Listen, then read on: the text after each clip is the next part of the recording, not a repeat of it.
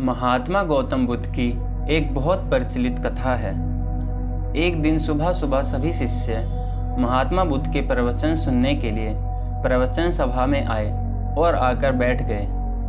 कुछ देर बाद जैसे ही वहां पर महात्मा बुद्ध आए तो सभी शिष्य हैरान हो गए, क्योंकि महात्मा बुद्ध अपने साथ एक रस्सी लेकर आए थे। थोड़ी देर बाद महात्मा बुद्ध अपने आसन पर बैठे और उन्होंने रस्सी में एक के बाद एक 3 गांठ बांध दी।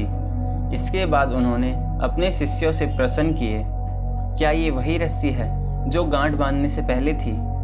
इस प्रश्न को सुनकर जवाब में एक शिष्य ने कहा कि इस प्रश्न का उत्तर थोड़ा मुश्किल है। ये एक तरह से तो वही रस्सी है, इसमें कोई बदलाव नहीं है। तभी एक अन्य शिष्य ने कहा, अब इस रस्सी में 3 गांठें लगी हुई हैं जो पहले रस्सी में नहीं थी, ये बदली हुई हैं। कुछ शिष्यों ने कहा कि वास्तव में मूल रूप से रस्सी वही है, ये बदली हुई दिख रही है, लेकिन इसका मूल स्वरूप बदला नहीं है। सभी शिष्यों के उत्तर सुनकर महात्मा बुद्ध ने कहा कि आप सभी अपनी जगह सही सोच रहे हैं, अब मैं इन गांठों को खोल देता हूँ। ये बात बोलकर महात्मा बुद्ध रस्सी के दोनों सिरों को खींचने लगे। तभी महात्मा बुद्ध ने पूछा कि क्या इस प्रकार इस रस्सी की गांठें खुल जाएंगी? सभी शिष्यों ने कहा, नहीं, ऐसा करने से तो गांठें और ज़्यादा कस जाएंगी, इन्हें खोलना और मुश्किल हो जाएगा। महात्मा बुद्ध ने कहा, ठीक है, अब एक अंतिम प्रश्न, इन गांठों को खोलने के लिए हमें क्या करना होगा?